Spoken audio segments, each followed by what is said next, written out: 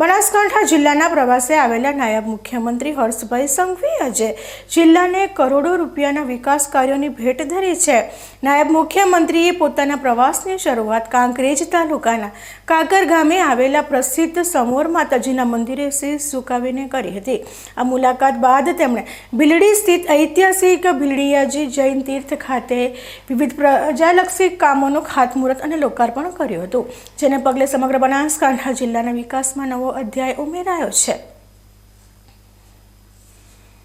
ગુજરાત પ્રવાસન નિગમ લિમિટેડ દ્વારા ડીસા તાલુકાના ભીલડી ખાતે આવેલા શ્રદ્ધાના કેન્દ્ર ભીલડીયાજી જૈન તીર્થનો 11 કરોડ 3 લાખના ખર્ચે કાયાકલ્પ કરવામાં આવશે। આ પ્રસંગે હર્ષભાઈ સંઘવીએ જણાવ્યું હતું કે વડાપ્રધાન નરેન્દ્રભાઈ મોદીના નેતૃત્વમાં દેશભરમાં સાંસ્કૃતિક વિરાસતોને સાચવવાનું અભિયાન ચાલી રહ્યું છે। આ તીર્થધામના સર્વાંગી વિકાસથી પ્રવાસને વેગ મળશે અને સ્થાનિક યુવાનો માટે રોજગારીની નવી તકો ઊભી થશે। તેની સાથે જ તેમણે સરકારની ખેડૂતલક્ષી યોજનાઓ અને છેવાડાના માનવી સુધી પહોંચતા લાભોનો પણ ઉલ્લેખ કરી રાજ્ય સરકારની કટિબદ્ધતા દોહરાવી હતી। ભીલડીનો ઇતિહાસ જ્યારે હું વાંચી રહ્યો હતો તો આજના આ વિકાસ કાર્યના ખાતમુહૂર્તને લઈને મારા મનમાં એવી આસ્થા અનેક ઘણી બધી। વિકાસ કામો એ માત્ર લોક ઉપયોગી કે લોકોને સારું દેખાય એટલા પૂરતું જ નહીં, પરંતુ આ ભીલડીનો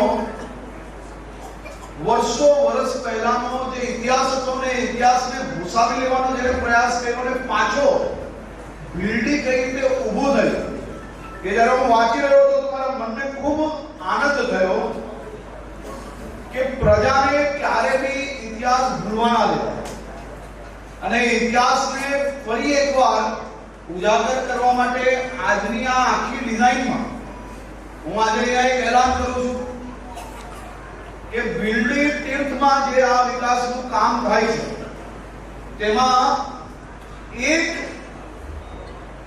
સમગ્ર ઇતિહાસ દર્શાવી શકાય કે વર્ષો વર્ષ પહેલા આપણું ભીલડી કેવું હતું।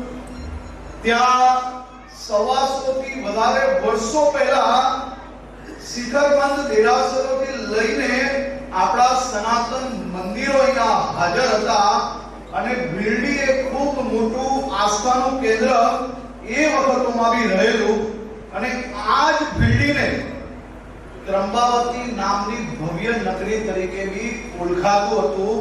એ આપણા ભીલડીમાં ફરી એકવાર એ ઇતિહાસને ઉજાગર થઈ શકે, ઇતિહાસ ક્યારેય ભૂલી ના શકાય તે માટે મારી ઉંમરના સૌ યુવાનો ભીલડીની ધરતીમાં કેટલાય લોકો કેવા લોકોએ આ દેશ માટે કેવું કામ કર્યું છે એ જ્યારે એમને અંદાજો આવશે તો જરૂરથી એમને આ ધરતી પ્રત્યે એમની શ્રદ્ધા હજી બી વધશે। નાયબ મુખ્યમંત્રીના આ પ્રવાસથી સ્થાનિક આગેવાનો અને લોકોમાં ભારે ઉત્સાહ જોવા મળી રહ્યો છે। ખાસ કરીને ભીલડીયાજી તીર્થધામના નવીનીકરણથી યાત્રાળુઓ માટે સુવિધાઓ વધશે અને આ વિસ્તાર એક મહત્વના પ્રવાસન હબ તરીકે ઉભરી આવશે। રાજ્ય સરકારના અભિગમથી જિલ્લાના આર્થિક અને સામાજિક માળખાને વધુ મજબૂતી મળશે તેવું રાજકીય વિશ્લેષકો માની રહ્યા છે।